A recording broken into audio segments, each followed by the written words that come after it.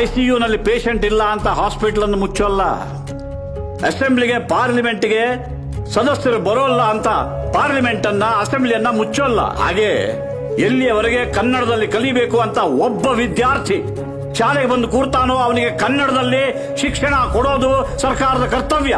It's A duty of the government. Government is not A money making machine.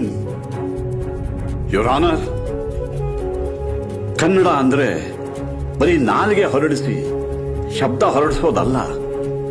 ಕನ್ನಡಿಗನ ಪರಂಪರೆ, ಇತಿಹಾಸ, ಸಂಸ್ಕೃತಿ, ಅವನ ಆಚಾರ ವಿಚಾರ, ಕಾವ್ಯ, ಸಾಹಿತ್ಯ ಎಲ್ಲವೂ ಕನ್ನಡದಲ್ಲಿ ಅಡಕವಾಗಿದೆ.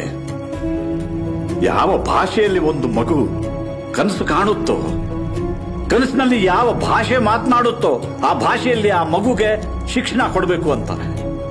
ಆದರೆ ಇಲ್ಲಿ ವ್ಯವಸ್ಥಿತವಾಗಿ ನಮ್ಮ ಕನ್ನಡ ಮಕ್ಕಳು ಬೇರೆ ಭಾಷೆಯಲ್ಲೇ ಕನಸು ಕಾಣಬೇಕು ಅಂತ ಕತ್ತು ಹಿಸುಕಿ ಒತ್ತಾಯ ಮಾಡಲಾಗ್ತಿದೆ.